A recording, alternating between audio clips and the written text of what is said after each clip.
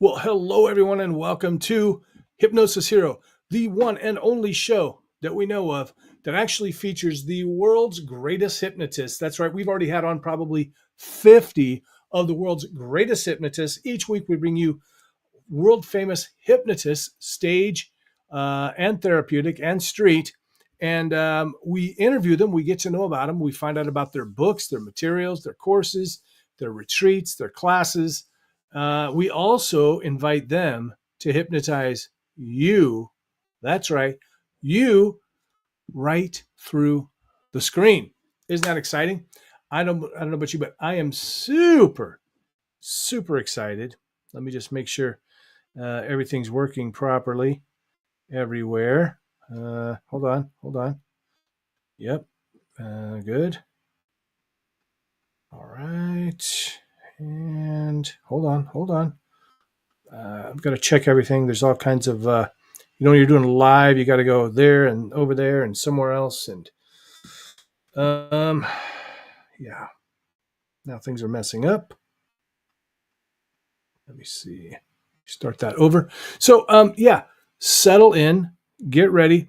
Now we are going to be asking if you have a request for our guest to say to do something in particular, then we invite you to ask them for the hypnosis part. Now they may not want to, may not be able to, whatever, but we invite you to tell us what your issues are. You want better sleep, better better bald head, whatever.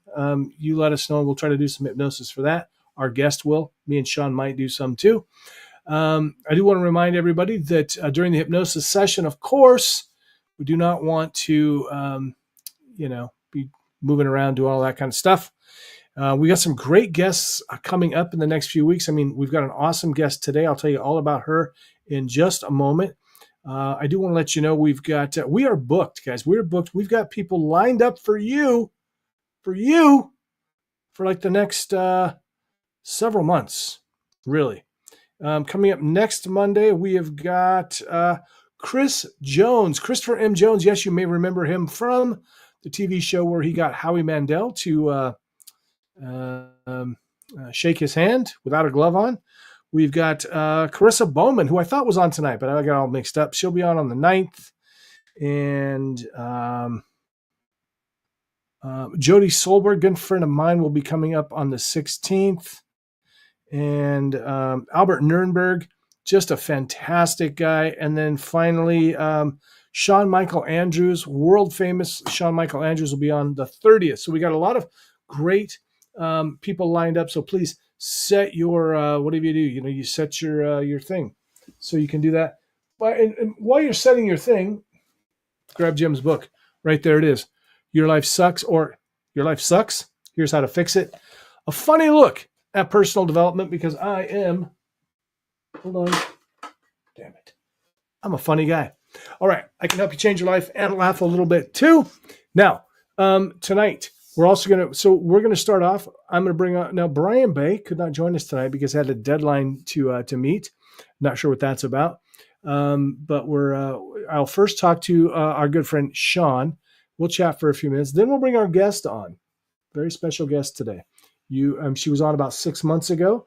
We were glad to get her back on again. She's a very busy person, but she agreed to come back on again. And then we're going to interview her. We're going to chat with her. We are going to do a product spotlight. We're going to talk about one of our guests' books. And I've also got, one of my usual, it's power bank again, because my power went out. And I'm reminded we all should have these things laying around. And then we're going to play everybody's favorite game. That's right. Friend or frenemy. You can go ahead and start putting your answers down there, putting your bets in now. If you remember last time, maybe you already know what her answer's going to be. So let's see who's watching. Where are you watching from, by the way? We always like to ask that. Hey, we've got Paulette, St. Louis. Hope you're feeling better today. I know she just had some issues. We got Destiny Patton. Woot woot. She's excited. She's excited about our guest. We got a lot of links here. Go follow those links for good stuff. Go, subscribe to me and Shawn. We got Steve Supachana. however you say that. And he says, hello, sleep. It'd be great if it worked like that. Man. All right. So let's bring on the captain. He's probably got a tech tip for us. Looks like he's also sporting some schmexy facial hair. Shawn Kostiuk. Oh, I wouldn't call it that. Wouldn't you? No. What would you call it? The proof that I'm getting older. Oh, is that what that is? Once this comes off, like next week when everybody sees me, I'll be 10 years younger. Just like that. You mean like this, Shawn? Like this? Look at that. Well, you look 10 years younger, man. You know, it's true. So I look 25. Is that what you're saying? Nice. I like it. 29. 29. Okay. Ish. I'll take it. I was trying out a new razor today and I went kind of crazy and I just went for the whole thing. So are you just being lazy because you're on school break? No, because I'm not on school break. Oh, that's right. It's not Thanksgiving for you because you're Canadian. No. Yes, we're always ahead of the game. That's right. You're giving thanks far earlier in the year. Yes. He is the evil captain from the mirror universe. That's what it is. Scott. Let's leave it with evil Spock. Chin mullet. Yeah. So, do you have a story? Do you have a story, Shawn, or should we just move on? Story about what? About the new chin mullet. I can tell a story. That's not a problem. Don't chat with bots on the internet. That's what I'll say. Okay. All right. The more they learn about you, the easier they will find it to target you. And don't mention words around Facebook. For some reason, all of a sudden, all of my ads have shifted. I'm now getting, what was it now? I'm now getting ads for baby stuff. And the only person who mentioned babies was not me. It was actually one of my sons. So sure, it was your 37-year-old girlfriend, wasn't it? Nobody knows, and she's 40. Shawn's gonna be a dad. Shawn's gonna be a daddy again. Look at that. Nope. that would be unlikely. Shawn, we've got a very popular guest on today. We should bring her on soon because look at this. Look at all these people tuned in just to see her. We've got. I didn't think they came to see us. I mean, we're nothing compared to her. Well, speak for yourself, Shawn. I'm quite big in Prescott, Arizona. And speaking of Arizona, Williams AZ, Destiny. How come we're not friends? I go to Arizona all the time. Sylvia, of course. Cynthia De Silva. She's down in Scottsdale. Good to see you. Scott Benson. He used to live in Arizona. Now he's living out in the middle of nowhere in maybe Montana or someplace like that. I think in a cabin by a stream. It sounds amazing. Best answer so far is that you're the evil captain from the mirror universe. I like that. Shawn, besides the chin mullet, what's been going on for you? Any new snowstorms? Actually, we just finished moving another foot of snow. We have as much snow now as we did last year all year. So. Oh, wow. That's troubling. Okay. It can be, especially when you can't see around the corners. Yeah. I am not a fan. Not a fan at all. I see, though, you were marked safe, though. I was marked safe. What's been going on in your corner of the world? We had a crazy storm here. So one of the great things about living in the Pacific Northwest is there's lots and lots of big, beautiful trees. But you know what? As soon as the wind blows, they all fall down. And they take power lines with them. And so we were without power. It wasn't a big deal. I mean, 2 people lost their life, I think, total. But a lot of us were super cold. So that's maybe even more troubling. No, we were pretty lucky. I remember one time at band camp, about 15 years ago, the power went out for, I think, 3 weeks in some places. It was awful. It was terrible. Here, this time it went out for about 6-7 hours. Not too bad. And I've got plenty of power banks because everybody knows I love power banks, and I also have a fireplace, so no big problems. Steve is showing off because he's in Kentucky, still shirt weather, but I think Yeah, it snows there at some point, doesn't it? Doesn't it snow down in that? I think that whole area it snows. Steve and I actually had that conversation last week when we had the first big dump of snow. Mm. He was And pointing out that he was still walking around in his t-shirt. okay, and then we got Destiny. Let's be friends. We live by the Grand Canyon. Grand Canyon, one of the most beautiful places in the world. I've not seen the South Rim. I've only seen the North Rim. North Rim was beautiful. I still want to see the South Rim. All right. So our guest tonight, Shawn, you probably remember her because she was only on like 6 months ago, and she was a fantastic guest. So we really want to get her back into the show. I mean, what do you say about her? She's a hypnotherapist. She's a trainer. She's a instructor. She teaches courses, does all kinds of stuff. She was an author in a book. Let's just bring her in, Shawn. Everyone, please welcome Miss Sandra Grace. Hey! Wow. I didn't even see the live audience that you got going. You know what? Yeah, and they went nuts. They went nuts, Sandra. They went crazy having you back on again. Thank you so much for joining us. Thank you. It's so great to be here. For one thing, I always get a great night of laughter because you're very interesting and humorous guys. But also, I typically learn a thing or two, which I really enjoy. So thanks for having me here. Really? You know what?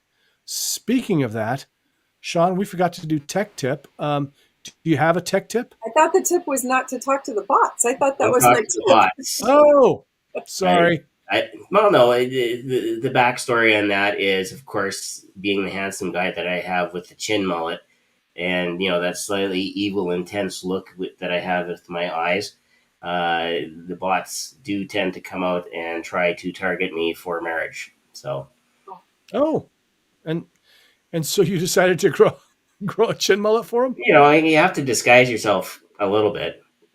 Oh, I see. I thought you were trying to look a little schmexier for him. There, how's that? Oh, very good. I strongly encourage keeping that as part of the look. Yeah. Oh, hold on. I've lost video. I can't see. What the heck? What's going on here? You're blinded by his handsome glow? My God. Either it's the reflection off my head or it's the reflection off my glasses. One of the two. You know what? It's like the Superman effect. I mean, I didn't even know he was turned into Clark Kent. Just like that. All right, Sandra. What's new in your world? What's going on? I gotta tell you, Jim, there's a lot going on in my world these days, and it's so great.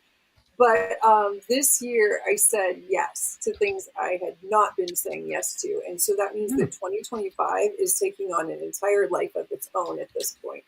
And I'm super excited about it because a lot of it is around the hypnosis community, and so as you know, I coach coaches and I train hypnotists and energy workers and so on, but the new projects I'm working on, a lot of them are around the hypnosis world, and many of them include partnering up and doing events with other hypnotists, which is pretty great. And also, I have been leaning into the performing hypnosis, in the last few years, and so that's been amazing.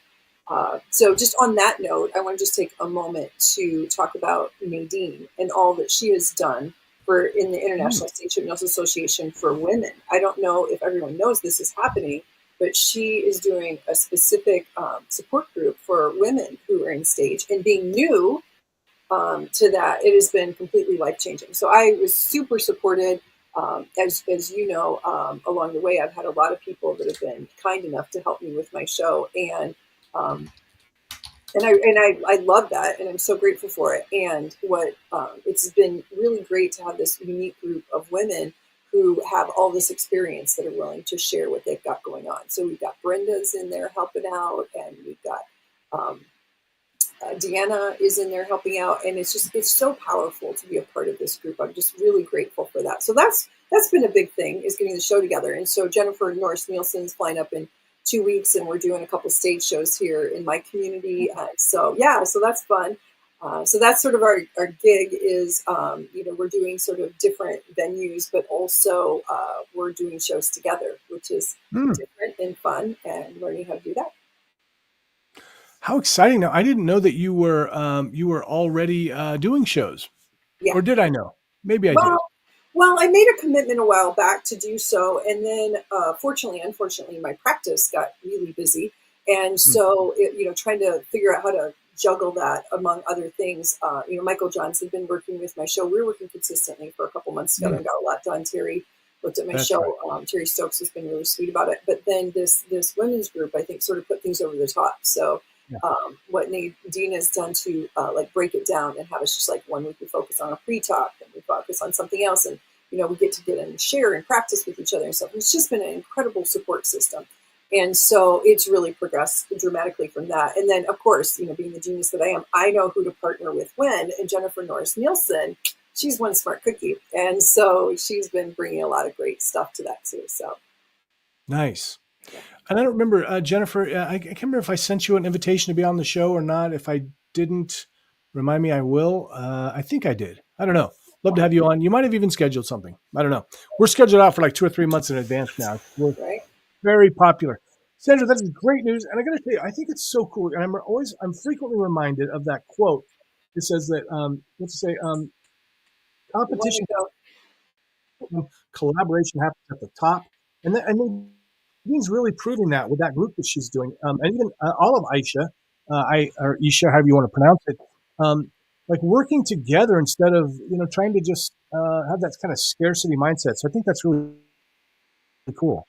Well, that's really the theme of 2025 for me anyway. So in addition to coming to the Performing Hypnosis Conference and teaching with Jennifer a class there, being a part of the leadership panel and collabing on that. And then, as you know, after the conference, before ICBCH, we have the opportunity to do an event.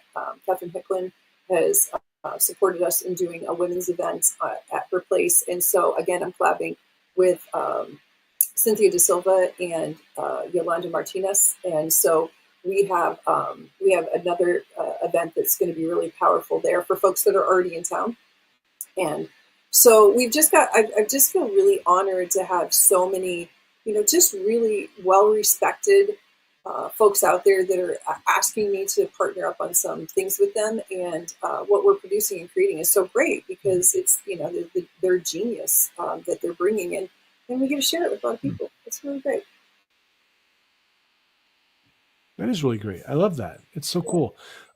Paulette says she's over the rain in Michigan. Yeah, try coming here. South Rim. Jennifer's watching. My rain is frozen.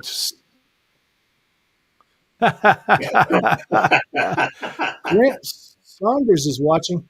You must be important, Sandra Grace, because Grant Saunders, all the way in the UK, 8 hours ahead of us. So that's so it's almost 6, 7, 8, 9, 10, 11, 12. 4 in the morning.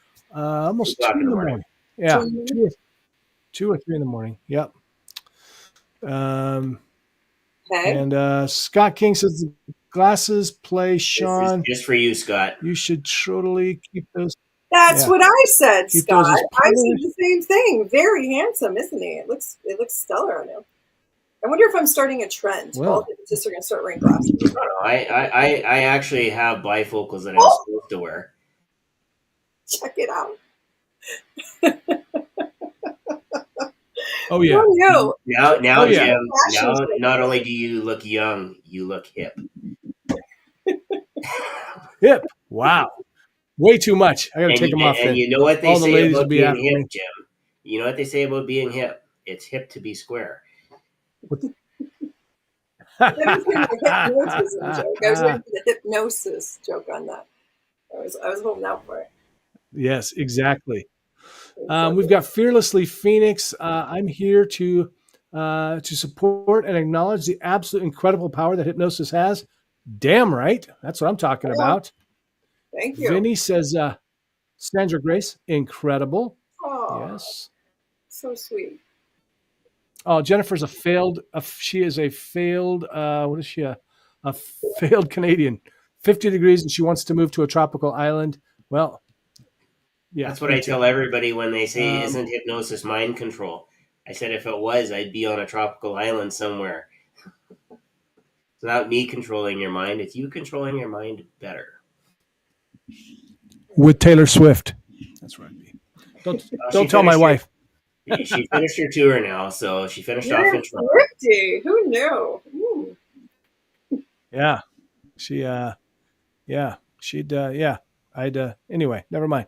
I don't need mind control. If she met me, she'd be like, "Oh my God, Jim, you are so handsome. Mm-hmm. Put your glasses back on." I'd say, "You bet, Swift. You bet." There it is, just like that. Yeah. I call her Swift. I'm assuming that the twins that Grant is talking about are you and I. You two. You're the twins. I'm gonna guess. It's probably a good guess. Speaking of Grant Saunders, go follow him. Go find his Facebook page. Everything. Beautiful cup, limited edition, worth $13,000. I got that from Grant. $13,000. Right there. Hey, I don't have one of those. That's what I want to know. You got to be special. Well, I'll work on it. So. I'll see what I can do. I'm telling you, I'm bringing it to PHS. That's got to be something, right? I mean, I got to tell you, I'm bringing it. We've got the leadership panel. We got the class with Jennifer first thing in the morning after everyone's partying all night. Sorry, we're showing up first thing in the morning. I noticed you pushed it back a little bit, which is nice. Timing is nice, but I'm bringing it. I'm ready to go. I kind of lost that last part. You kind of started speaking slow, lightly on the Thursday. What? Thursday what? Me? Yeah. Oh, no, I was saying on Saturday, we've got the leadership panel, right? And then Sunday morning early, we've got Jennifer Norris Nielsen and I are doing the presentation together. So I said, I'm bringing it PHS. So, and then we're staying after for the after party. Yeah. So a lot of good stuff going on. That should earn me a month. Good. Now, are you also going to stay for ICBCH? Right. This will be my first time at ICBCH. Jennifer Norris Nielsen and I are co-presenting for that. It's my first time joining, but I spoke to Richard about it at HTL last year, and it just sounds pretty cool. And so I'm coming. I'm going to be really honest with everyone. When I said I would go, I thought it was in Florida. And I found out it's in Vegas, and I was like, what? But the good news is it's so perfect because I was already there because I'm committed to you and Grant. So I was already there for PHS. And then we have the event going on at Catherine's house on that Wednesday. So I'm already there. And so it's just easy then. So it is nice, but it's quite a stay. I wonder how many others are going to be staying for all of that. I think I'm there like 11 or 12 days. I'm curious who else is going to be there for that. But the event I know I am. With Yolanda and Cynthia that's going to be there. That's your uniqueness. And Catherine's been a huge support in that. And that's going to be a women's specific event. And I hadn't done those for years. I was always anything that separated genders I wasn't really into. And then I started seeing through the Isha group, like what happened when, it was kind of specific, what could happen in that.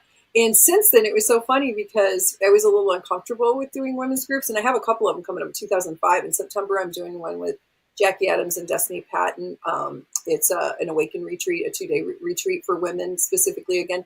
And I was a little uncomfortable with it. And so as the universe would have it, as God would set it up, I got invited recently to start doing these men's only entrepreneur groups. And so I was like, well, see, there you go. It all balances out. Now I feel fine about it. All of a sudden I'm good with it. Yeah. So I do a lot of entrepreneurial coaching, and I've had people ask me to do men's specific groups recently. So I was like, okay, that's my balance because I've got 2 female only events in 2025. Well, if you're going to be doing some man only events, I want to do some women only events. Do it. Rock it out, man. When they came to me, I did stop for a moment. I'm not going to lie. And I sat back for just a moment. I was like, y'all do see, I'm a woman, right? Like, I identify as a female. And like, yeah, we got it. I'm like, okay, all right, I'm in. It was pretty cool. Yeah, so it was fun. Cool. So I've got that event in January with Yolanda and Cynthia. In September, I've got the women's event, the Awaken Retreat with Jackie Adams and Destiny Patton, which is pretty amazing. And then March 1st, Lauren Hall, who's also a hypnotist, I don't know if you know her in North Carolina, She and I are doing it's called SNL Talks, sort of like TED Talks. We're doing SNL Talks, and it's a level up group. So just, but that all gender, Nice. everyone who wants to just lift it up a little bit, whatever they're doing, take it to the next level. So it's kind of fun. Nice. Yeah, That sounds awesome. Well, you've got a lot of stuff coming up. Yeah. I've been blessed to be cool. a part of a hypnosis mastermind recently too. I've been working with Karn Bird and Connie Jo Holmes and Randy Light and Kelly Von Hostenberg. I always say her name wrong. Anyway, so I got a mastermind group we're working with there too, and so it's really been a great year to start doing some really powerful collaborations with other hypnotists. So I told myself, if they ask, I say yes, and I got a lot of asks. So there we go. Sweet. We haven't had Fearless Phoenixing on before, so let's give her a shout out. So she says, what is available through the potential of hypnosis is beyond incredible. True. The fact that the internal self is capable of such amazingness and all its healing is wow. Indeed. We've got Janaea watching. Let's see. So a lot of awesome stuff. Hey, I want to let you know too. Oh, so let's say something. Vinny Briggins. That's brilliant, Sandra. You'll take the game to a whole new level. I can't wait for them to learn up until now. And add before you delete. Ooh, let's hear more about that. What's going on with that? So some years ago, I was teaching a group of students. A lot of you know Nicholas Spohn, who's a student of mine and a good friend of his, Chris Crawford. And we were talking about, they had both trained with me, and we were, I don't know, I was doing some coaching with them or something. And they were teasing me about this catchphrase, this up until now catchphrase, because I was saying something and they go, up until now, like they had caught me or something, and I go, what are you doing? And they're like, well, you always say that. And I said, yeah. So I do a lot of energy work as well as coaching and hypnosis. And I said, well, yeah. So the power of the present is in the now, right? So if you find yourself, ruminating about the past or some depression or worrying about the future or some anxiety, if these things were true, my rule with my clients when I coach is that you can tell me anything that's happening in your life as long as if you don't want more of it, you begin with up until now. Up until now, my wife didn't like how I left my socks around. Up until now, my clients were sometimes late for their Zoom, right? And so whatever it is that you don't want more of, so that you're not energetically and you're not affirming what you don't want, right? And so the power of the up until now is that you can bring yourself fully present, and just the power it brings of the present to shift that at any time. And if you still choose it, right, you can choose it, but you don't have to. You certainly wouldn't have to. You could in that moment change. So that's such a good point, because people. Oh, go ahead. No, that was it. That we've been using that phrase for a long time, and so apparently I started to get known for that up until now. Up until now, I love Shawn. By the way, I love this format you've put us in. This looks cool. I like it. Did I do that? Yeah. Or should I ask it this way? Oh, did I do that? Maybe I did it. Good job, Jim. I don't know. I think somehow it happened. I've been busy. I've been busy on TikTok. We have quite a few people on taking a look at us, and a few people that are being dual citizens on YouTube and TikTok. So, wow, yeah. Oh, interesting. I was going to check. I started using the laptop for TikTok now. I got it figured out. So I went live yesterday. Figured out. Okay, so you and I are going live sometime together then. We basically start 2 lives, absolutely, and then hit the co-host button, and we're away to the races. Woohoo! Awesome. You're super techie. So, Sandra, I love that because so many. Say that again. You're such super techie guys. I'm always impressed by what you guys are doing. Yeah. Well, I noticed that further up there was this one comment here, and I actually remember the Wonder Twins. Oh, activate powers. Yes. So do I. But you know what? Powers activate. I really think that we have a Superman Batman thing going on. With Jim Okay. being, Superman and me being Batman. Oh. I thought it was the Clark Kent Superman. You guys are losing me in the Superman tonight. You're losing me. Yeah, kind of losing me a bit too. I'm not sure what No, he's talking don't about. you remember the Super Friends? Come on. I remember Super Friends. Yeah, of course. Yeah, well, the Wonder Twins were part of Super Friends. Oh, I know Wonder Twin powers activate, of course. Yeah. Shape of, and yeah, of course. Okay, never mind. I got it now. Yeah, Isn't this exactly. been a trip That's the rings. down memory lane for everybody who's Gen X? right? It is. Yeah. I want to say so. That's such a great point, Sandra. That up until now, because we get that all the time from clients, right? They're always saying, I can't resist Twinkies, or I can't stop smoking, or whatever. So that's great to say up until now. Mm-hmm. Up until now, Mm-hmm. I couldn't do that. It's a great phrase. Yeah. Great So phrase. my requirement is that they must say the up until now, and if they don't, I'll speak it for them, and then they can restate the sentence with it again. And it's incredible watching how it changes for them when they say it that way. It's really just such a amazing shift in such a small phrase. How powerful it can be. That's very cool. And if you're out there, what's that? I appreciate Vinny noticing and reminding us. Yeah, well done, Vinny. So, and this is such a great point so if you're out there listening and you're kind of new to this idea, as long as you keep saying, whatever it is, I'm a smoker. I can't resist cigarettes. I can't, I can't resist cookies or whatever. You're kind of reinforcing that belief. And so one of the big things you can do is just stop saying it, just stop thinking. Oh, also, oh my God. If you're trying to take off weight, stop posting pictures of cakes. Oh, this drives me nuts. I've got a buddy. I got a buddy who is he's diabetic. He's actually lost part of a leg, and he's continually posting food photos. Dude, stop right there, because where your mind goes, attention flows. Yeah. And so you're just kind of reinforcing that thing that you shouldn't want. Anyway, I want to make a special announcement too. Shawn and I noticed that sometimes guests, they want to do something different. They'll maybe want to do an NLP exercise, or maybe they do a really, really short hypnosis. Yeah. And we know a lot of you come here for the hypnosis. So if for some reason our guest decides they don't want to do at least 10 minutes of hypnosis or something, then your regular heroes are going to jump in. We're going to do it. Sandra's already said she's gung-ho. She can't wait to do it. So we're really excited about that. Janaea says, we got so many comments on here. We don't usually get this many comments. Sandra, you're very popular. Thank you. So Janae has a question. She says, if men and women typically have different communication styles, do any of you find that certain inductions or suggestion styles are more effective for men versus women, or vice versa?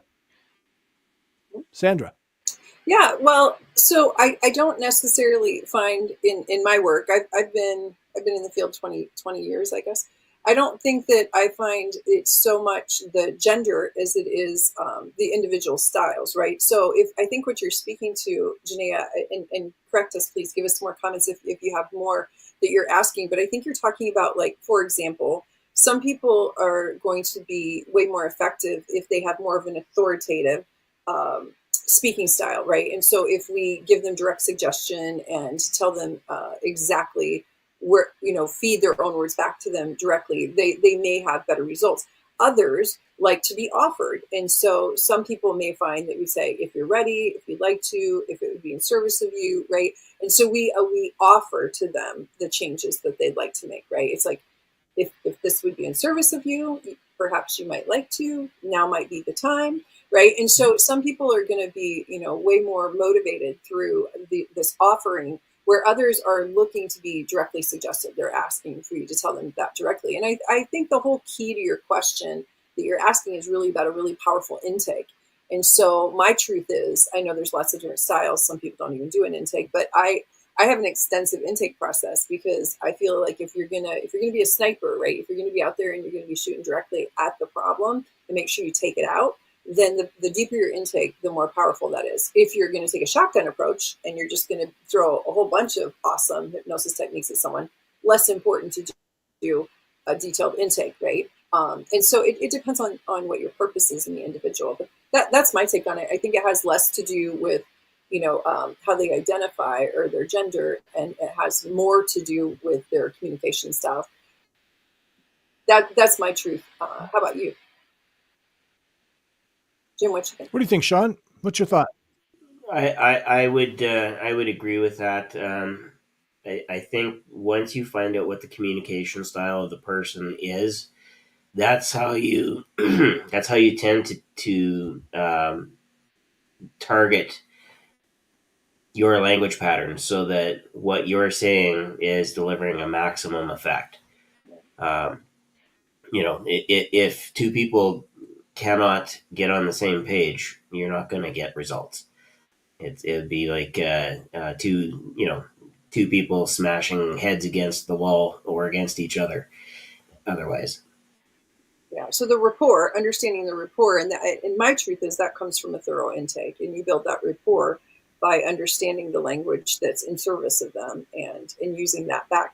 It might be true, I suppose, what she's saying, and I'm curious what you're going to say about this, Jim. But I think it might be true that some of the stereotypes exist for a reason, right? And so sometimes, like the big joke around this time of the year is like the difference between a male shopper and a female shopper, right? And there's stereotypes, because there's exceptions.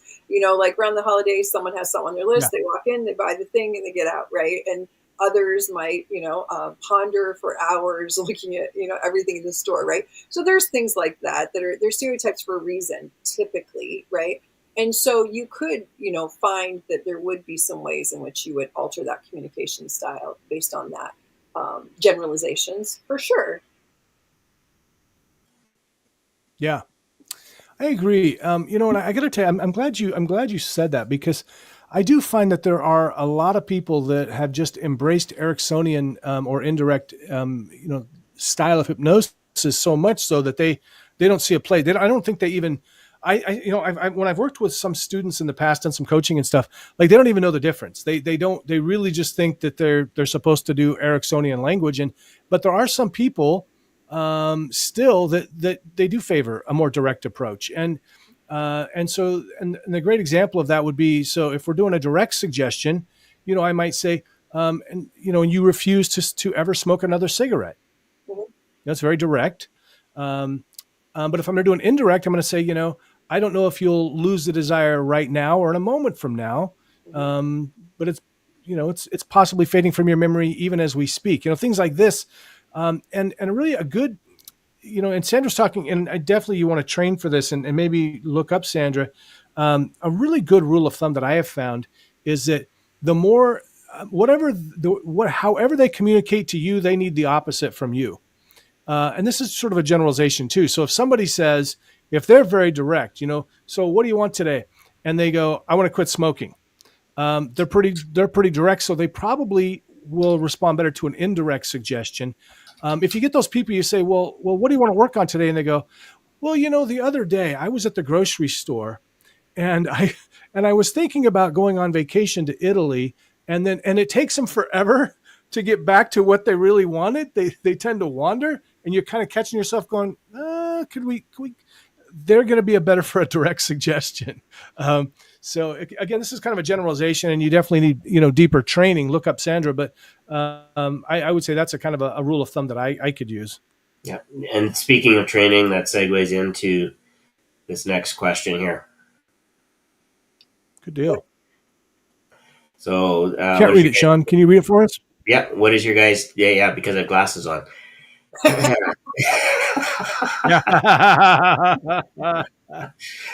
What is your guys' take on the concept of hypnosis /learning, or hypnosis learning / teaching, as well as NLP, online and in the many formats that are available?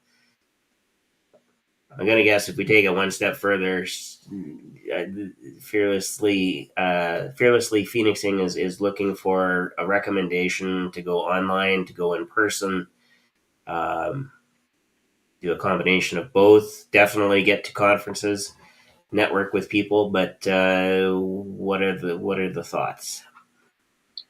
Well, so I'll say I always taught all of my certifications live until the pandemic. And then I started teaching them virtually only, right? And then since then, I've landed on a hybrid. So most of my stuff now is done a combination because I do train people all over the world. And so starting with Zoom is a good way to get a lot of the original, the first content, the first information down.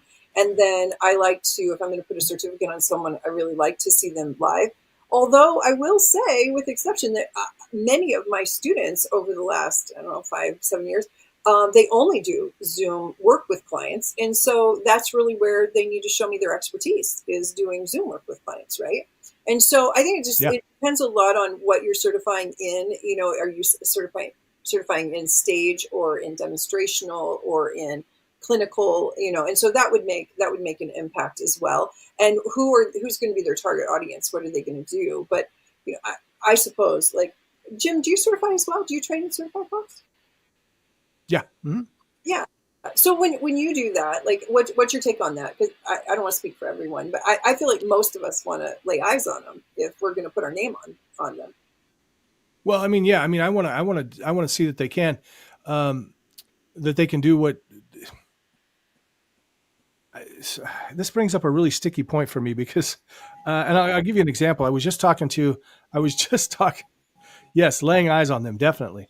I was just talking to somebody who's two different people. Person that's been in the industry for a long time and has never actually hypnotized anyone. Because they do a couple of other protocols. This is what I feel like, Sandra. I feel like there's a lot of people out there trying not to do hypnosis. There's these different protocols for this and that, and it's all basically saying, well, see, you don't have to put them into trance, or you don't have to do this or that. And it really is like, I just want to say, how about you just hypnotize them? Because there's so much of this stuff. And then I talked to somebody else who been working with somebody very high pro, and this is nothing against the trainer, because a lot of this goes on the student too, but been working with somebody for like 6 years, taking classes and stuff, still has not hypnotized anybody. And we had Scott McFall on a few weeks ago, and Sandra, I loved what he said, and this is my new thing, whether it's stage or hypnotherapy. He said, I give them a script when they walk in the door, send them over to hypnotize somebody, because that is the biggest hurdle. They're so afraid they're not going to be able to hypnotize somebody. And seriously, hypnotizing people is so easy. Yeah. It's just knowing what to do after that's challenging. So that's my take. Yeah, so I feel the same. Obviously, I feel like in my opinion, any instructor worth their weight, right? And a lot of people don't know, like, my background's in education, right? So I spent, my first 35 years teaching people how to teach, right? So, like, that's really so that's powerful to me. But my first thing is, you're right. You have to, and I was a speech teacher, so it's like stage fright, right? You got to get them on stage. So first day of class, everyone gives a speech, because once you've done it, you're like, look, you didn't die, you gave your speech. There you go. We're gonna make it through the quarter. Let's go. So it's like that. I feel much like you said, Alan did that. Alan Sands, sorry. Yeah, I think that's Scott McFall. Scott McFall. Sorry, I think that's brilliant. Yeah, I think, of course, that's the first thing that they've got to do, is just get that out of the way. But my approach is a little bit different, and if people have heard me speak at conferences know that I have a bit of a soapbox. And mine is that I'm shocked at the number of hypnotists that don't practice self-hypnosis daily. So my first assignment for my students, and several of my students are actually on the call, I think, tonight.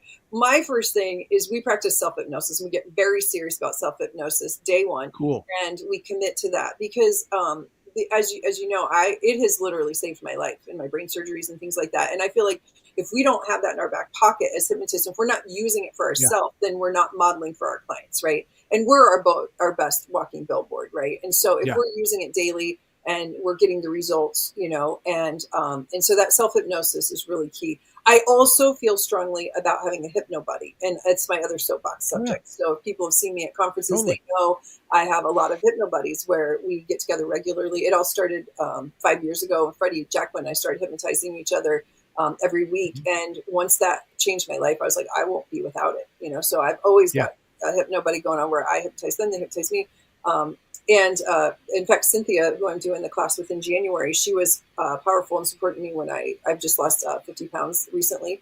And, you know, you get a hypno buddy, right? And it's simple, you know, you pick people that are good at things and you let them support you in this. And so it's my truth that, yeah, we start with some self-hypnosis. We get them hypnotizing each other in the class right out the gate. And then we start hypnotizing others. Yeah, for sure. For sure. You know, I got to tell you that self-hypnosis, guy, it's the answer to all your prayers. It really is. You know, I am absolutely amazed at how many hypnotists don't use hypnosis for themselves, either self-hypnosis or getting a hypno buddy. My greatest breakthrough when getting healthy was working with another hypnotist. And I don't know, I've listened consciously to the recording that she made for me, even to this day. And there was nothing special about it. But it was the way she said it. It was that I was in the right place and everything came together. And it was just incredibly powerful. And yet, Sandra, you probably get this too. I get people come up to me, you know, at a conference or something, or and they'll say something like, wow, you do stage hypnosis? I could never do that. Or, you know, getting up in front of an audience. Oh, I could never do that. And I just want to say, hand me your pocket watch. You can't be a hypnotist anymore. Right, you're done, right? Because you're setting limitations. How dare you? Now, if you tell me, oh, I have no desire to be up on stage, that's one thing. Whoa, but if you tell me, you know, I can't do this, I can't do that, I'm like, I would say up until now, buddy. Up until now. Great callback. Maybe up until now you felt like you couldn't, but I'll tell you what, I'm pretty sure now, right? Yeah. Brilliant. That's one of the best things about training and teaching is because when you're a trainer, when you've trained and certified these people, my answer has always been, I think Scott Sandlin said this about me, that if my students aren't standing my shoulders and reaching higher than me, I'm not doing my job, right? Sure. And so, you know, like I was telling about Jackie Adams, for example, or Destiny Patton, who I'm doing the stuff with in September, the Awaken Retreat. The two of them, they have so many areas of specialization expertise that go well beyond what I train them in, right? And so getting together with them and having them, you know, support me through a session or a conversation, right, is so powerful. It's like, I got to tell you, if you want to be a lifelong learner, be a teacher, because you have these, you know, brilliant students that then, you know, circle back and teach you, right? And you learn so much more. And so they make great hypno buddies, right? Yeah, that's fantastic. Seriously, if you're not using so I talk about these a lot. And they just happen to be sitting here because I did a live stream featuring them earlier. These, it's like a headband headphones, because I listen to hypnosis or a guided meditation like every night before I go to sleep. I have something that I want to work on, and so I'm listening to these things all the time. I use. I used hypnosis to change my entire life over, you know, self-hypnosis. I listened to audio recordings at first, and then I made my own, and then I started working with other hypnotists. And this stuff really does work. It really does. You know, well, I hope so. Yeah, and then the great thing too is then you're more confident when you talk to a client, because I can tell a client literally, look, I took off 100 pounds because of hypnosis.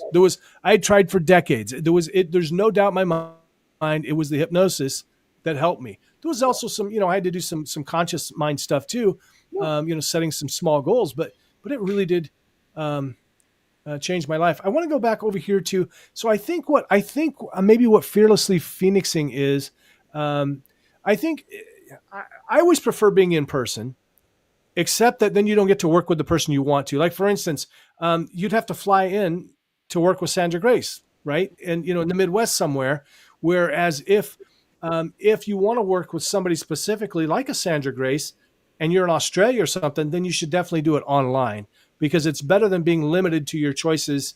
Like if you live in a town or something where there's nobody that really resonates with you, whether it's for hypnotherapy or teaching, you know, learning, then it's a great thing. But I always like to be in person when I can. But here's the thing. It doesn't matter which one you do because you won't be confident in the other one. Okay. So if you learn online hypnosis, you're not going to be confident doing it in person and vice versa. So you got to get practice in both. Yeah, I think it helps us in both, and I don't know that they necessarily won't be confident in the in person. If, for example, so when I was doing that, they could set up their camera and I could watch them do. Perfect. Right, and so I could still be live and part of the thing. You know, we have this amazing technology now, right? And right. So the truth is, even if you're not live, I mean, we've definitely found workarounds. I know over the pandemic, I got creative with technology, and we found lots of ways. And I've been doing that, you know, as a Reiki master teacher for years too. You know, I've trained people all over the world, and when they're doing scans or working on other people, we just position the camera correctly, and I can see where they're together and I'm here. You can make it all work. It's definitely all a workaround. You know, they say it's not the strongest, the smartest that survive, the most resourceful, right? And hypnotists are very resourceful, and so we find ways and we get it done, right? For sure. Absolutely. And I think also, you know, it's interesting because she's saying, I don't know what to call it where I live. Someone doesn't require education. Yeah, there's a lot of places in the world that don't require any kind of education. If you're like in Arizona, there's no requirement, there's no title, anything. And so now in Washington State, you do have to be registered, but it's a pretty easy process too. And so people like in Arizona, they can call themselves whatever they want. They can say they're a hypnotherapist. They can say they're a clinical hypnotherapist, board certified. I mean, you can call yourself literally anything you want. Just make sure you have that board, you know, ready in case somebody asks. That's right.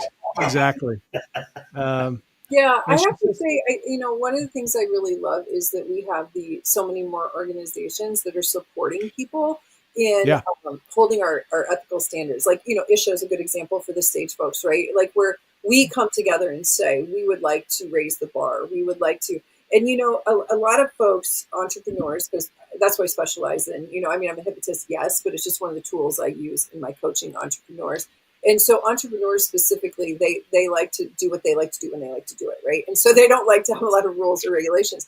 But we talk a lot about how if you want to level up your field, whatever that is, whether it's be a coach or an energy worker or a hypnotist, if you want to level up your field, then the best way you do it is you unite with others, you know, so you get to know and work with other colleagues in your field, and you raise the bar for each other and you hold each other accountable to these standards, right? So whether or not the state is regulating, it doesn't have anything to do with what we can do as a community. And so I feel, you know, really honored to be a part of this community that is, I believe, really ethical folks that are out there really, you know, wanting to serve themselves and others. I think there are many that are ethical, definitely. I wouldn't say all, but definitely. She goes on to say that she finds an internal struggle that feels she doesn't know if it's if you should call yourself a hypnotherapist if you've only studied online. I don't think that matters. That part doesn't really matter, in my opinion. I think it depends on what kind of training you get, how long it is. Like, for instance, you know, I teach Roy Hunter's protocol, and the first 50 hours, you're just a hypnotist. You're just able to, you know, you can hypnotize, but that's it. And then you go to the next level and you can, you know, hypnotize others. And then, you know, you go, or you know, more doing some basic stuff. And then you become, you know, go on to the third level where you get much more hours. And then, Roy would say, yeah, you're free to go, you know, work with people and call yourself this title and that title. So I do think that makes sense. But I mean, what do you think, Sandra? I don't think somebody has to, because here's the thing, in traditional education too, there's a lot of fields where you can just learn online and be qualified. Don't you think? So this is an interesting topic because, you know, I like this topic, and here's why. Because I teach and certify coaches, and what I noticed is that there's a lot of hypnotists and a lot of other folks out there that just call themselves a coach one day. They're like, I coach people, and I'm a finance coach, and I'm a lifestyle coach, and I was like, oh, cool. Where'd you study? What's your background? What's your education? And they're like, well, I just coach people, as though it doesn't take any training. And it's interesting because I coach a lot of coaches, and I work with people that like coach for Graziosi, or like high end people, right? And they do major coaching. These entrepreneurs that I work with, and many of those folks have been trained in sales, but have not been trained in coaching. And so I just have to say, and so this is probably a big bias for me, because again, my background's in education, and I taught people how to teach for years. And I see a lot of people out there that just because they can do something, they feel like they can teach someone that thing. Right. A good example is like when we were in college, right? And there's a professor who has his doctorate in, chemistry or something, right? But he's had no training in how to teach it. And so you sat through those classes and been like, what the hell are they saying? Like, I know he knows it, but he has no way of getting it from him to me. That's the problem. That's the gap, right? There's no doubt he knows his content, but he doesn't know how to get it to me. And I feel similarly about like coaching, people just grabbing that title when they haven't been trained on coaching techniques. And so I guess that carries over to hypnosis for me, if I'm going to be honest. And that's the beautiful part about this conversation, because we both have a lot of background experience. We can have different opinions. And it's my opinion that that if you read a book on something, it doesn't necessarily make you qualified to do that thing. It's my truth that there's some finesse to these professional areas, and that if you can, and if you're going to be going out and charging things, it's one thing if you're going to do it on your neighbor or your kid or your best friend, right? So, and I'm also a massage instructor, right? Anyone can give a massage. Everyone on the planet's given a massage, right? But for me to hang out a shingle and charge money to do massage, I think it's important that I know every muscle and bone in the body. That's my opinion, that I shouldn't just be randomly digging my thumbs in people's backs. And so I feel personally that just reading a book on how to massage someone isn't necessarily going to keep you safe, and you're going to lack a lot of the ethics and some of those other courses that you learn from an experience, working with an experienced trainer. That's my opinion. You may have misunderstood me. I'm not saying you go to read a book and become a hypnotist. That wasn't. Oh, I thought that's what she was saying. She just takes an online course on it. Oh, she means if your training is online versus if your training is live? Oh, I would agree 100% on that. I think I misunderstood the question. I'm sorry. I wouldn't understand. Yeah, I think so. It's a little wonky, but yeah, I think that's what it is. We're not. See, here's the thing. I think some people feel like there's some kind of magical force or something that we have, so we have to be in person, but it's not. It's a talk therapy. It's a talk therapy. Yeah, there is Don't say that. The magic is in my eyes. Everybody keeps telling me that because they don't ever want to look into them. I keep telling everybody, look, like I get that they are deep pools of chocolate. But Shawn, they can get the same magical effect just by looking into my eyes right now. So it doesn't matter. That is true. I do. I will agree with you there, Jim. I 100% agree with what you said. I'm sorry I misunderstood the question. Oh, no. Yeah, I agree with you. I think you can. And I think it is.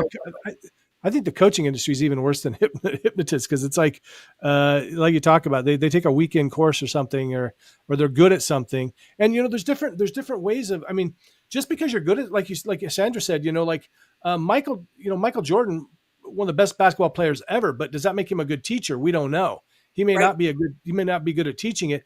Yet his coach never reached the level that he did. Exactly. He was an excellent coach and mentor. So it's very, very, very different. So yeah, I agree. Just because you're good at something, totally different skill set. And really again, as a fellow educator here, it is a totally different skill set when you're teaching versus, just doing something off the cuff type of thing. So I think more important than whether you're live or whether you're training with someone virtually, I think that that's the real key is know your trainer and know that they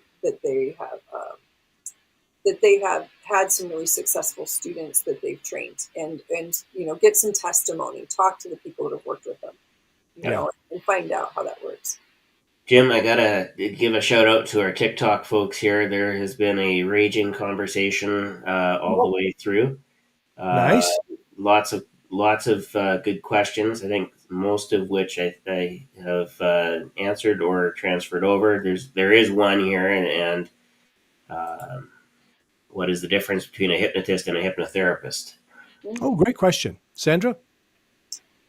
So my understanding is that it started mostly with different states having different regulations, and that in some states that you can't call yourself a therapist unless you're trained as a clinical therapist, as like a psychiatrist, psychologist, or some sort of clinical training. And so they move you away from using that therapist title. And so that's what I think is the biggest distinguisher, is that in most states, if you're going to call yourself a hypnotherapist, in states that regulate it, you need to have that additional therapy degree. Or be a therapist in another field. So I think Jim and I, we were like massage therapists, right? So we're technically therapists. I hold the license of a licensed massage therapist. So I can use the term therapist because I am, but, and so can Jim, but like other people can't use the term therapist unless they have a degree that allows them to do that in states. And if states that don't regulate, I have no idea. I don't know enough about that. So Jim, I'm deferring to you on that. Well, I mean, it really does depend on the state, because I think, Washington has changed things a few times. And I think the last thing was we were still calling ourselves a registered hypnotherapist, but you don't have to have a degree in anything. It's really just, I think at this point, I don't even think they have the education requirement, to be honest. I think the last time I checked was just, you fill out some stuff, you have your AIDS training, you have your, 4 hours of AIDS training, which has kind of been going on for 30 years. And what else? There was, and I think you had to make a statement, because I haven't gone through the full process for, decades, but I had to write out my style or something like that. And really there was like, I had to put down my 100 hours of training. They had 100 hours, but I don't think they have that even now. And you can call yourself a hypnotherapist. So it's, the barrier of entry is so low. And I know it's kind of controversial, but I kind of think I wouldn't mind seeing something like what massage therapy is like in most states, like where there is some kind of educational requirement before you can just call yourself that. And I know that's hotly debated. That's not something the NGH wants. That's not what most hypnotists want. But I do think. You look at some of the people that are the most profound influence on hypnosis, like, Terry Stokes. We've had a discussion about that, when Isha was saying, like, yeah, to be like the professional level, you had to have had blah, blah, blah. And he's like, I didn't have that, right? And he's like one of our most respected people in the field. So there's that too, right? Like you have to look at that side of it too. I also love what Jennifer Norris Nielsen just put up there too about the other countries. Shawn, you just put that up there or something. But yeah, around the world, like different countries differ as well as here, So me being born and raised in the US, I tend to forget that. But Jennifer, originally Canadian, Germany and Singapore, before rounding down to the US, I think that's right, Jennifer, correct me if I'm wrong. Like, she's seen a lot of countries and she's trained a ton of people around the world. And so I'm sure that it's different everywhere. Yeah, that's true. And going back to our previous discussion, Scott says, much like I can, this is a great metaphor here, Scott. Thank you. Much like I can teach you how to put paint on a canvas in a few minutes, I can teach you how to hypnotize somebody in 5 minutes. Making you an artist in either will take a lot longer. Oh. Really great metaphor. Really, really great there. Thanks, Scott. Yeah, I mean, that's such a great point. And I guess we would need to grandfather in some people, like that have been doing it for a while, like Terry Stokes. I mean, we could grandfather him in, of course, but I don't know. I mean, I just think that, it doesn't have to be even as much. I mean, I get it. So here's the thing. And so people that don't know this, one of the reasons that they start regulations is, it's the more you could hurt somebody, the more they want to have a regulation about it. So with massage therapy, it's you could hurt somebody, but it'd be pretty tough. You'd have to really be trying for the most part, unless they've got some kind of illness or something like that. So it's important we know these things. So the barrier of entry is fairly high because you could hurt people, but it's not, really high like being a doctor, for instance. So I guess with hypnosis, can you hurt somebody? I don't know. I mean, if you're really trying, you can. But if you just do some wrong suggestions, I don't think you're going to hurt them that much. I guess that's my take. What do you think, Sandra? Am I crazy? No, I think that obviously, I think you're a phenomenal hypnotist and instructor. And I think there's a lot of different opinions out there. I would really like to raise the bar of professionalism everywhere, which is why, like I told you, in 2025, I'm really leaning into doing more and more like the leadership panel at the Performing Hypnosis Summit, right? And really talking about what do leaders in our field look like, and what does it look like to step up and level yourself up and become a leader and a supporter of our profession, right? And what does that look like to take ownership as a community member and decide what do you want to do as a part of your community? How do you want to serve your community? And, more and more in the last few years, that's really where I've been leaning into is this, not just where's my place in the community. Yes, I'm a trainer and instructor and a coach and those sort of things, but what do I want my influence to be? And how do I want to make an impact on the community? And how can I serve the community? And so I think when we look at those things, I feel strongly about increasing the professionalism in our community is something that I want to be a part of, which is why I love so many of our conferences that are leaning into the professionalism. I like, a PHS, like, thanks to you, Jim. I think you guys do a phenomenal job. And that doesn't mean it's not fun. I mean, that's a perfect example of a fun conference, right? Like, there's a lot of entertaining people there. And it's a really great group of people, right? PHS is phenomenal and also professional. Yeah. And there's when you talk about that, the education stuff, there's so many just sort of made up titles that are out there. It's really unfortunate. Education itself, there's a new title every other year. And they tend to get longer, depending on how much responsibility they think they have. Right. Did I say that? I think it's tough for the consumer, because I do get people ask me, how do I choose a good hypnotist, hypnotherapist, whatever? And I'll be honest, I don't really know, because people can literally charge. I can call myself a master hypnotist if I've read a book on hypnosis. It doesn't matter. I can call myself, in many states, Arizona for one, I can call myself a clinical hypnotherapist, having not even read a book. So I don't really know. Do you guys have an idea how could somebody go and find themselves someone that is mostly probably qualified? Well, I think for one thing, we have such a great community where we can, you can do a little bit of research. You can ask around. Like, I think, for one thing, you can get on social media and you can just say, hey, Sandra Grace, if you were going to train in hypnosis today, and obviously you're not going to train yourself, who would you train with, right? And so you can start asking people that have had a lot of experience or a lot of background, or people that you want to emulate or you admire, or people that you trust their ethics, or that you have heard testimonies about, right? And so I think one of the things is we come from a community that's quick to give testimony, right? I'm always like humbled and honored by my students and the way that they'll testify and the things that they'll say. They'll be like, hey, do you want me to write this thing up for your website? Do you want me to put this thing, and we have people all the time that are willing to talk about their training and how that went, right? So speak to other students that have trained with them, get their input, ask questions, I think that's really powerful, right? That'd be helpful. Yeah. Shawn, any thoughts? Well, I ask questions. The most powerful form of communication we have is the question, because questions demand answers. And if you are going to sit down and actually meet with somebody, whether it's a strategy session, consultation, whatever we phrase it as, that's your opportunity to ask questions. Find out if this person is somebody that you're actually going to be able to receive from. And if not, no harm, no foul. Exactly.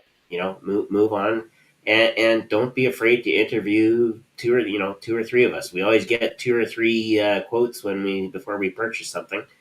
Why would you not apply that same principle to this type of service as well? Interview 3 or 4 of them and figure out which one of us is going to be the best person to help you. And I've always told I'm always upfront with anybody who comes into a strategy session. If I'm not the guy, let me know. Because I do everything online myself. But if you want to work in person in your city, great. Not a problem. I will find somebody. And if I don't know somebody, well, I know 2,000 other people that will know somebody that they can recommend, right? And 100%. I know I'm not for everybody because I'm special, and I think it's the best business builder you can have is your referral system. I mean, I have to say, when someone comes in, that's my first thing is let's do an intake. Let's find out if any of these techniques would be in service of you, and then let's decide if the report is such that I would be in service of you, and if not, let's get you referred to someone who's going to specialize in that or be your best match for sure. Yeah. I'm sure you feel that way too, Jim. Like when you've been teaching, as long as we have students that drill down and specialize in things, and we know them, and you can give a solid referral because you train them and you know that they know their stuff. And we also have colleagues. Like we have so many amazing colleagues that we can refer to. I mean, the example I always like to use is anytime anybody asks me if I can do past life regression, I say yes, I can do it. I have done it. It's not my thing though. I'm not that interested in it, and I don't do it that often. So here's somebody else, and I usually refer them to my friend Dr. Anna Margalina, or Gozalia Davis. I want to send them to somebody who does this all the time. I think they're going to get a better result from it. And then I have other people that don't do smoking, and they send them to me.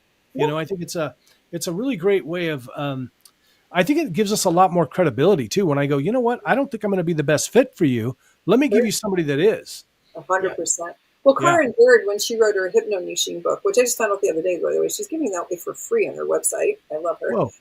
But yeah, it was a life changer for me because I was sort of out there. I'd done a lot of things, right? I had done the oncology stuff. I had done the supporting the soldiers. I'd done a lot of PTSD sort of stuff. I had done smoking. I'd done past life. I'd done a lot of things. And once I sort of niche down and go, who's my specialization? Who do I really want to work with? It completely changed not just my business, but my life and what I was able to attract and what I was able to do, and it doesn't mean you can't take someone once in a while if you want to do that thing and you have the proper training and you're good at it. Right. But I just love that. And it was really Hypnotists that motivated me to niche down into the entrepreneurial coaching. There's so many hypnotists out there that are passionate and love their work, and they're part-timers because they can't pay their bills. And it just made me sick. I was like, that's it. We're going to do something about this. We're going to get them to a place where they can do it full time if that's what I'm going to do. And they can make a great living at it, helping people shape their lives. So that's what got me to niche down, is I really wanted to be of service in my community. Such a great mission, Sandra, because you're so right. I mean, so many really talented people, and they're passionate. They want to do this, but they just don't know how or don't want to do the marketing and the sales part and all that stuff, which comes with being an entrepreneur. That's just part of it. So that's such a valuable thing you're doing. Thank you. I appreciate it. Enjoy it. Sure. Absolutely. Yeah. I love it. So we are I tell you what, the show has gone by so quickly today. I can't believe how we're already like an hour and 12 minutes into it. Oh my goodness. Crazy. It's going to be a very short hypnosis session, apparently. Wow. We had a lot of good questions tonight and some thought-provoking ones. So that's that I think that's allowed. We go over for those types of things.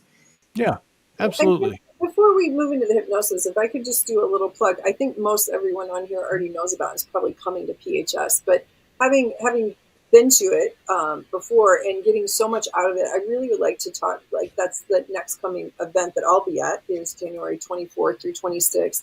And I really hope that if you haven't been, and if you've been, you're coming back. I know that, so I don't need to talk to you. But if you haven't been, I would really encourage you to consider this conference. And even if up until now you didn't do a lot of stage or performance hypnosis, even if you're more clinical in nature, I had several friends who came to this conference with me before we had our shows.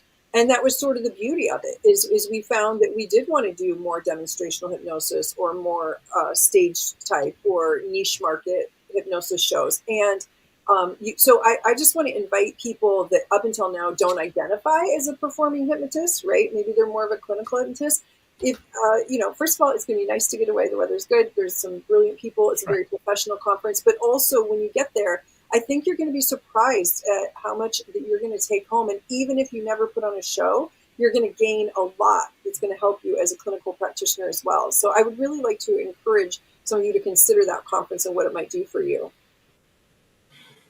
Well, thank you so much for those kind words. We've got Fearlessly Phoenixing. Thank you guys for all your time and energy. Appreciate that. Sounds like you're maybe new to the field. Reach out to one of us if you need some help. And I'm not talking about I'm selling you a coaching program. Reach out to me. I'll show you one. You want one? Yeah, me me or Sandra or Kostiuk over there. I mean, I'll sell you one if you need one, but reach out. And we all need performance skills. Ain't that the truth, Cynthia? Cynthia, we got to get you on the show too. She's phenomenal. I don't know Cynthia very well. Oh, Cynthia is incredible. So Cynthia, we met several conferences ago, and she was presenting one time on golf, and it was I've seen a lot of presenters, and it just blew me away. She is an incredible presenter. Yeah, but so she's part-time at Martha's Vineyard, part-time in Scottsdale, and she does some future life progression stuff, which is phenomenal. Helped me a ton as I was rebranding the company and going through some transitions. So I've worked with her many times. Very impressed with her. She also is an integrative coach, and she does some specializations in dream stuff that's pretty amazing. So yeah, what she's going to do for the 29th at Catherine Hicklin's place between the conferences, she's going to do a future life progression for everyone who's there, which is really incredible. She's really good at it, and so it's going to be nice. How is that different or the same as future pacing? Well, I'm not trained in it, and I don't know that I can answer that question well. It's Cynthia's specialty, not mine. That's why we need Cynthia on the show. Yeah, we're going to have Cynthia on the show to talk about that more in depth. But, awesome. What I have experienced with her is the opportunity to, it's similar to the concept is similar to future pacing in that we're going forward in time and seeing what's there. Her technique, I suppose, is different than something I'd experienced before.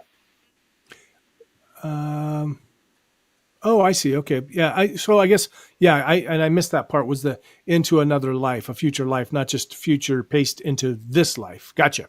Makes sense. Cool. All right. Shawn, send you guys away so I can do a product spotlight for these fine folks. Okay. Hang on here. Please. I didn't say please. Shawn, forgive me. So I want to show, oh wait, where'd it go? I had it. Hold on. I'm going to share it. Hold on. Shawn, why can't I remember this? Let's see. Chrome. Let's see. There it is.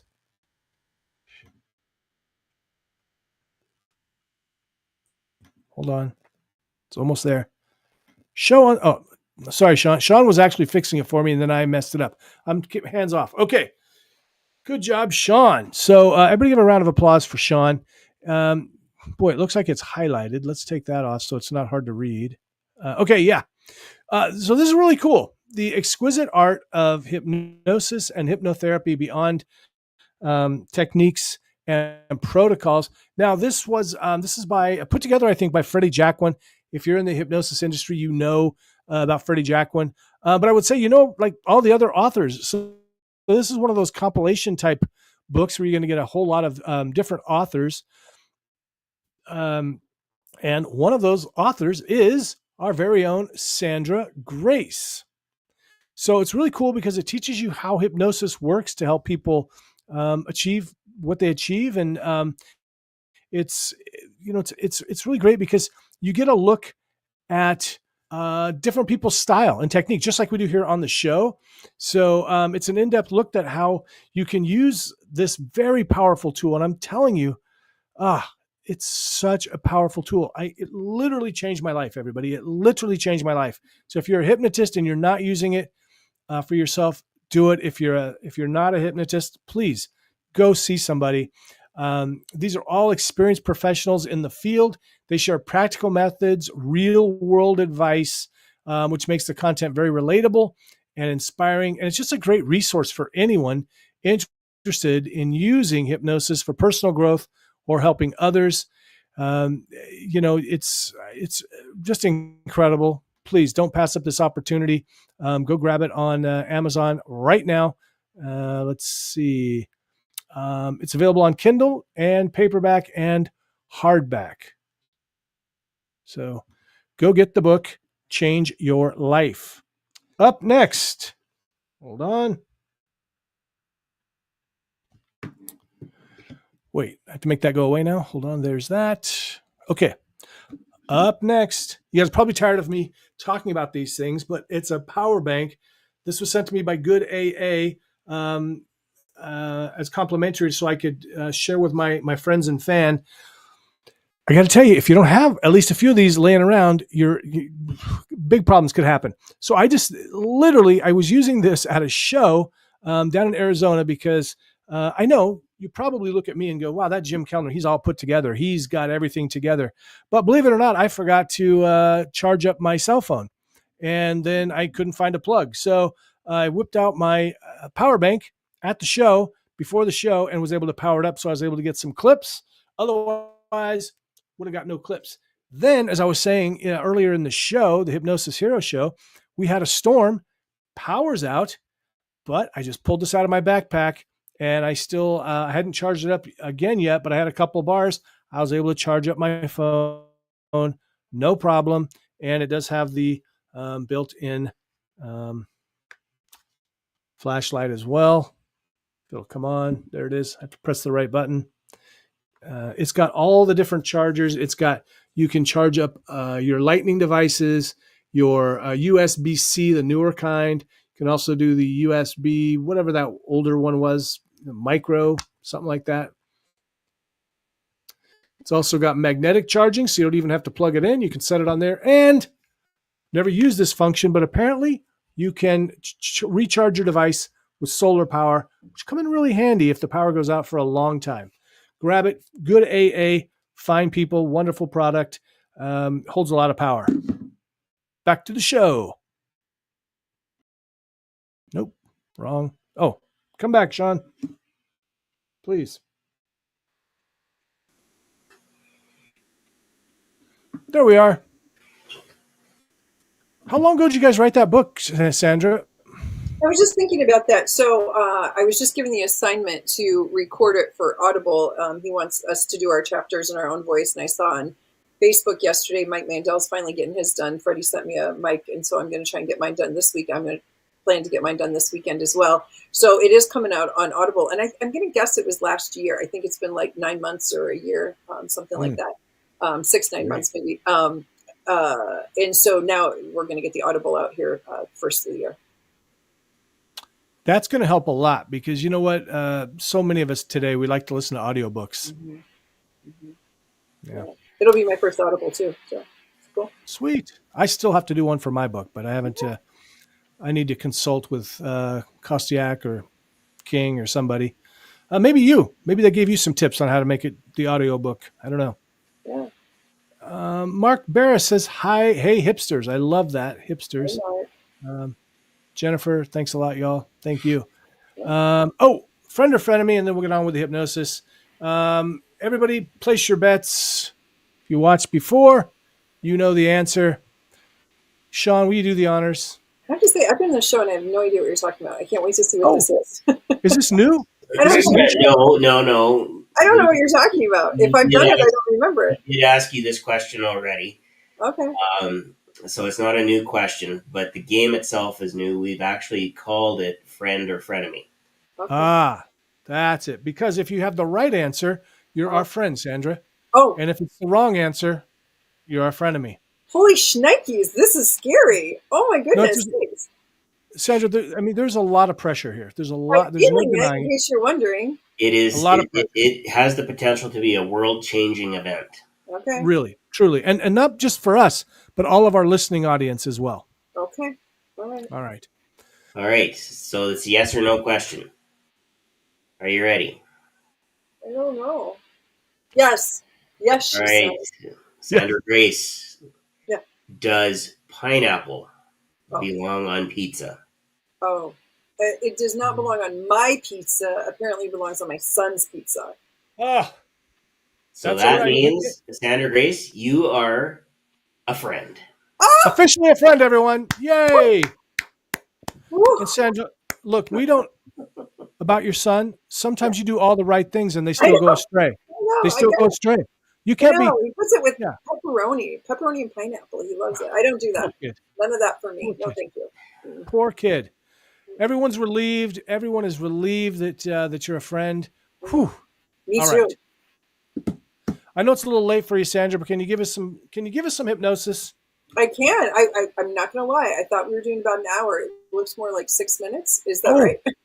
I'm sorry. No, we go 60 to 90 minutes, but sometimes we go a little bit over. So if you can, Okay. if you can do some, I mean, you can go as long as you like. I mean, no more than maybe 20 minutes, but Okay. All right. So do about 15 minutes ish, 20 minutes. 10, That's what you're 15 looking minutes if for. you want. Yeah. You tell me, I can do whatever. So, all right. Got it. All right. Okay. We're good to go. I'm going to go away so that I'm not distracting everybody with my beauty. Beauty. Yeah, I love and that. me as well. I'll keep an eye Oh, on the I tech on the miss back you. end. See you later. Here I am. Welcome.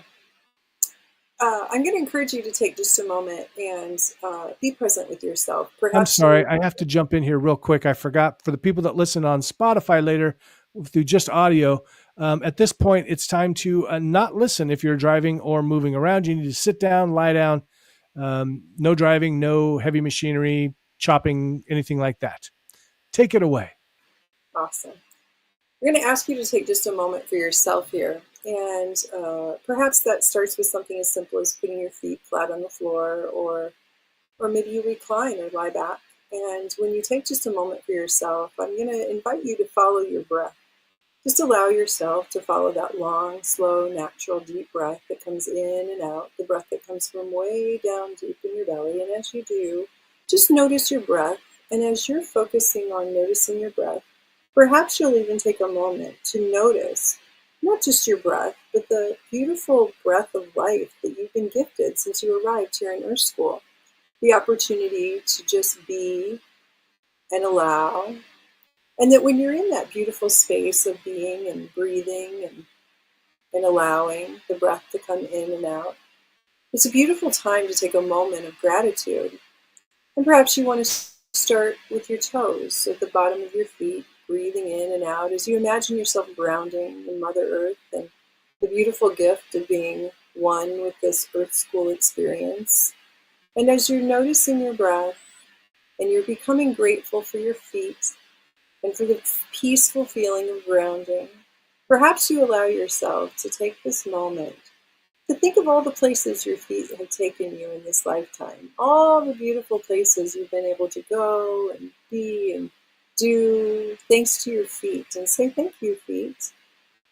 And perhaps as you're continuing to breathe, you move your energy to your knees, and you notice those fantastic knees of yours that have allowed you to bend down and move around and play and run and all the amazing things that have been at your experience thanks to your amazing knees. These knees are a place of strength and faith. They're a place where we remind ourselves of how many options we have every day to trust and know and to believe. And we say thank you, knees. And as that amazing energy now moves up into our hips, we become aware of the opportunities of our hips to move us forward.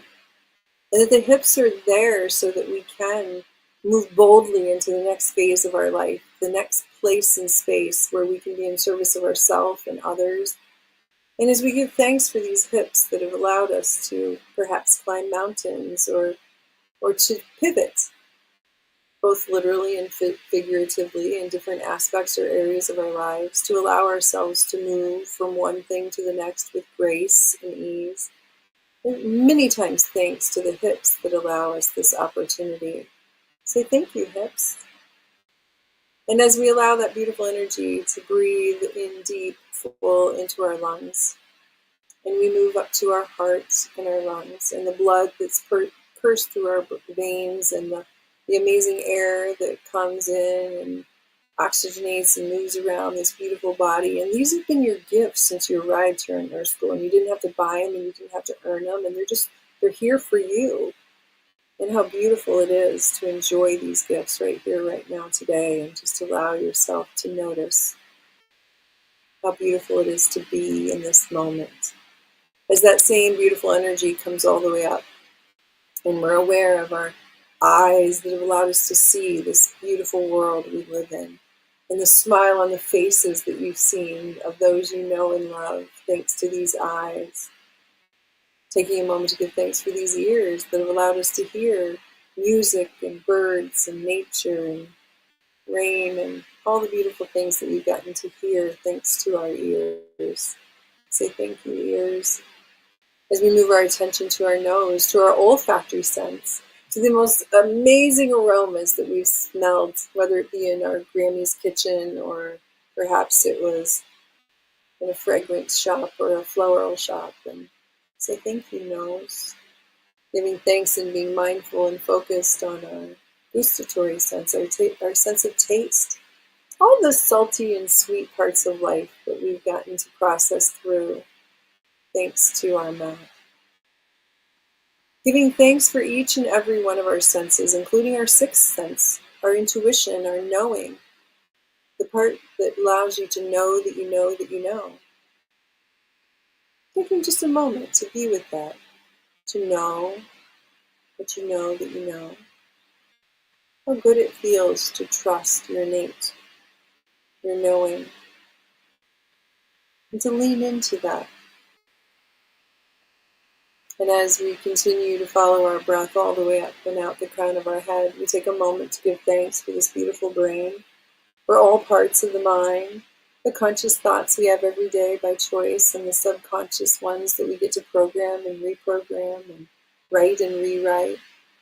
And what beauty comes in this fourth dimension, this ability to spend time in the thought realm. And so we say thank you.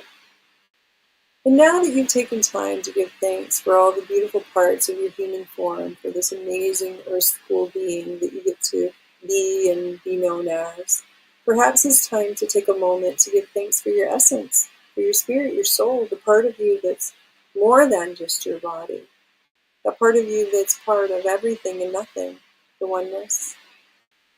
And take a moment and just be in this state of gratitude for that part of you. And as you do, notice what it's like to assimilate the essence and the form when they work beautifully together, supporting one another, fulfilling on our missions, our visions, our soul contracts and agreements as we move around Earth School, getting clarity on what is in service of you, for you are here to serve yourself. On this Earth School journey, you are here to experience joy. You are here to have pleasure. And also, when you're in service of yourself, when you take care of yourself and feed yourself healthy, nutritious food and lots of fresh, pure water, when you gift yourself with just the right amount of movement and rest, taking time for yourself, that you can and will be in service of others. And that you can trust and know that when you're in service of yourself, that that is service of others.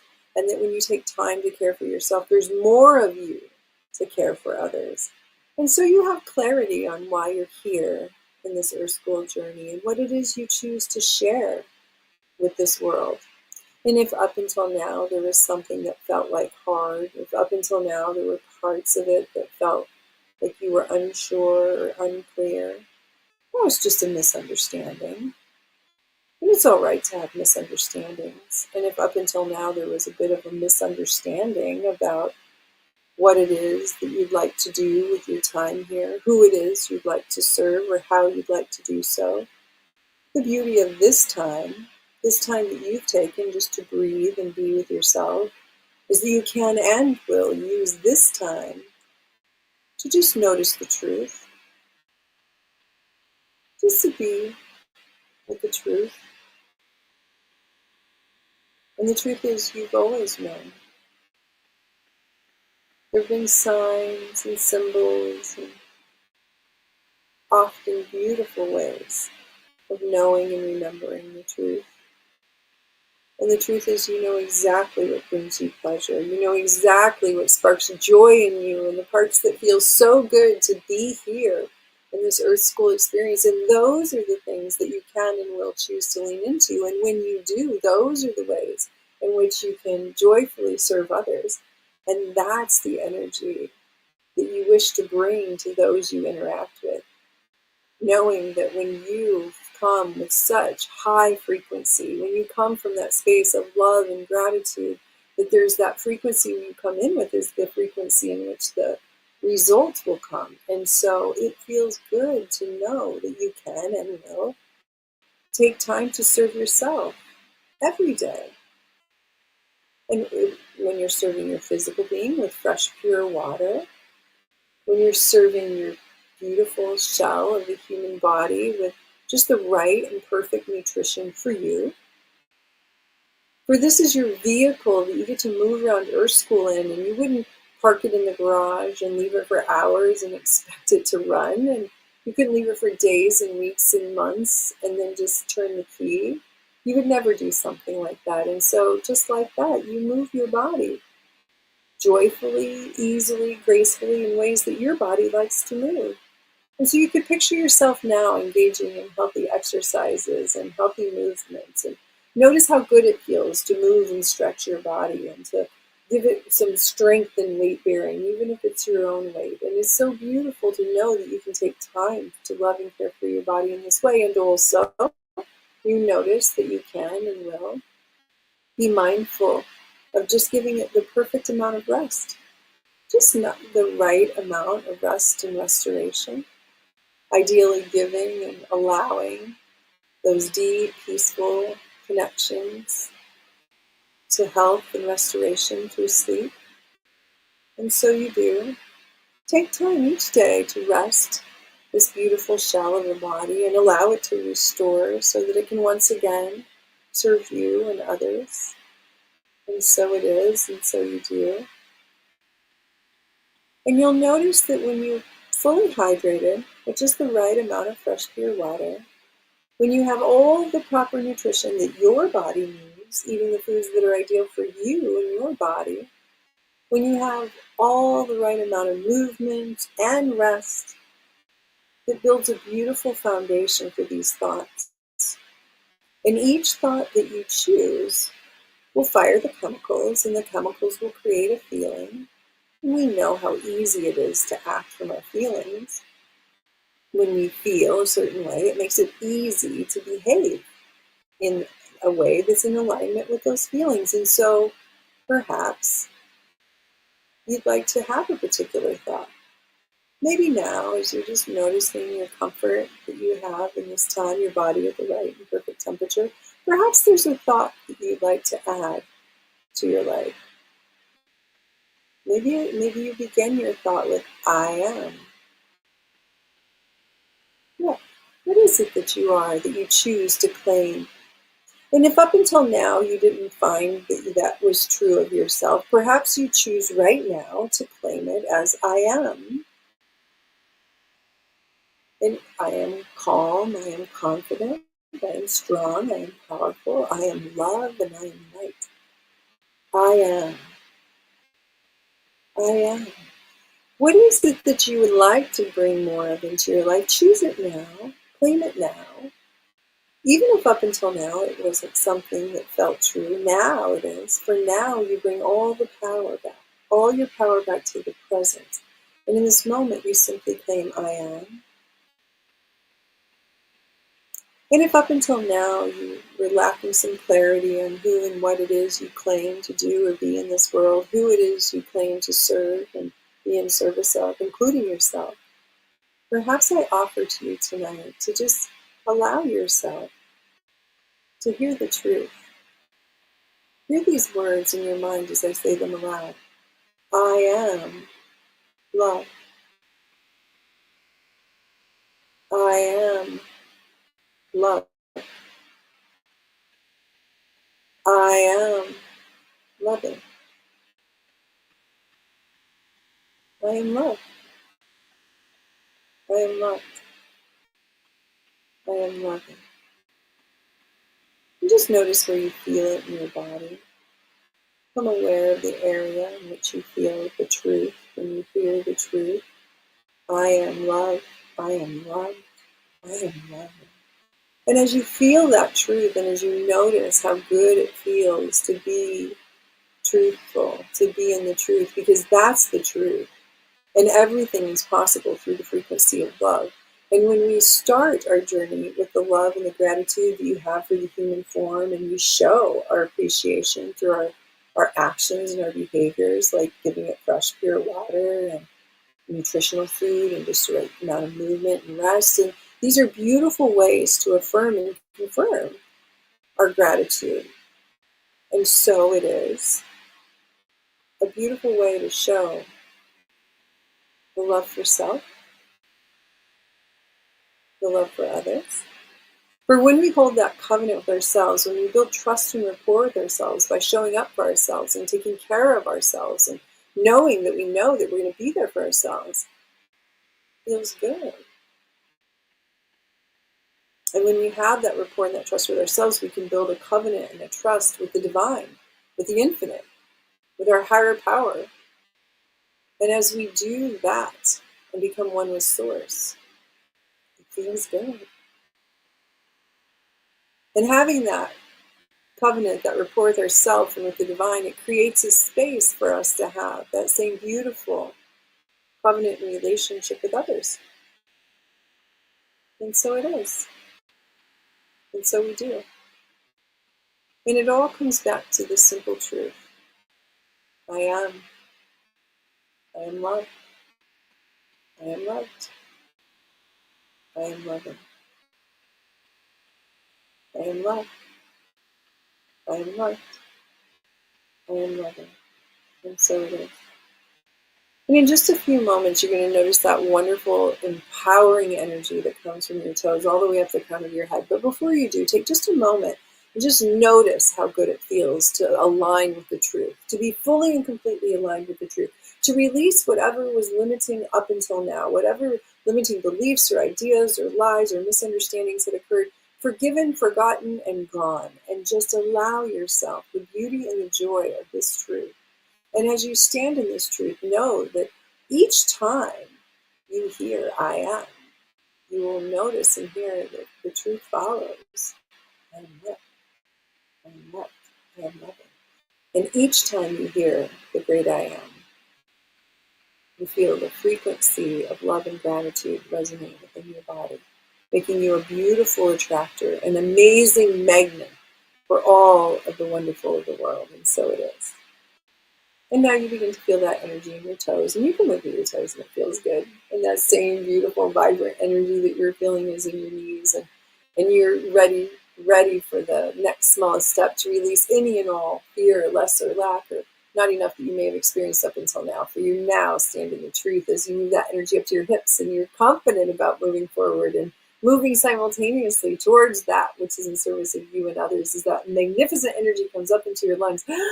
Take a deep breath in, breathe in that life force energy, and feel how amazing it is as you exhale it out and let that energy come all the way up and out the crown of your head, knowing you're never alone and you're always divinely guided. And it feels good.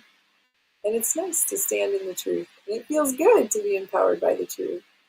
And so as you choose your place in your community, as you choose to lead and serve your community, know that you know that you know that it all begins with the truth. I am loved. I am loved, and I am loving. And with the degree that you are committed to that, you can blink, blink, blink, your eyes open to the beautiful life you're creating for yourself right here, right now, today. Blink, blink, blink, your eyes open to the power that is you. I am love. I am love. That was fantastic. Thank you. I know we went long. Thank you for still giving the people what they need. And if you were watching, if you were experiencing the hypnosis either live or later, please let us know what that experience was like. You know, positive, negative, neutral. We'd love to hear all the feedback. Sandra, really, I can't wait to see you again in January. It's gonna be awesome. Thank you. So for everybody, remember, so Sandra's going to be at the Performing Hypnosis Summit. She's going to be heading up the leadership panel. We don't know exactly what that looks like yet. We're going to figure that out. But we got some great ideas there. Is there an actual panel though, or is it as people say door prizes and they're never doors? So Shawn. Oh, Shawn got lost. Shawn got lost. And so did Jim. The answer is yes. Yes. I'm sure there will be an actual panel, a panel van that we're going to take you away in, Shawn. And for and then those she's of also, you who haven't purchased your tickets yet, I highly recommend you do so now. Good prices for Vegas, good flights, good prices right now. Book your flight definitely. and book your hotel. Book your hotel. Yeah. Remember, guys, you don't have to pay for it all up front. So it literally cost me. I made a reservation for I think like 14 days or something. I've only spent $50 so far. They only charge you for that first night, and they don't charge you for the room fees, the extra entertainment fees or whatever. It's like $50. You'll have it settled. Then so Sandra's gonna be at PHS. Then she's also presenting there with Jennifer. Is it saying it right? Niels Norris. Niels Norris. Yeah. And then she's she's teaching with a group of other folks at the Catherine Hicklin's house on Wednesday night. Mm-hmm. Wednesday night. During the day. I'm sorry. It's 9 to 5 on Wednesday the 29th with Yolanda Martinez and Cynthia De Silva. Yeah. Yeah, what a wonderful experience that's going to be. And then also at ICBCH. So really a lot of great opportunities to see her. And then all throughout the year, you've seen she'll be teaming up with Destiny, with Cynthia. Sandra, it's always a pleasure. Thank you so much for being here. No, thank you. It's always such a good time to be here with you guys. Thank you. It's an honor to be here. I'm so grateful for you and what you do in building the professionalism of our community and bringing our community together to laugh and to learn. And this is so powerful what you're doing. And you are a perfect example of a strong leader in our community. And I'm grateful for you, Jim. Thank you for that. Shawn, all your expertise and all your love and light that you share with us. And thank you for the levity that you bring. Thank you so much. Oh, absolutely. I look forward to seeing you both in much warmer weather than it is here now. Beautiful. Exactly. Destin, I'm going to get you a link over. We'll get you on the show too. Everybody, thanks so much for watching. Get the book. It's in the link. Find all the links in the chat there. Take care. Be well. Be awesome. Good night, everybody.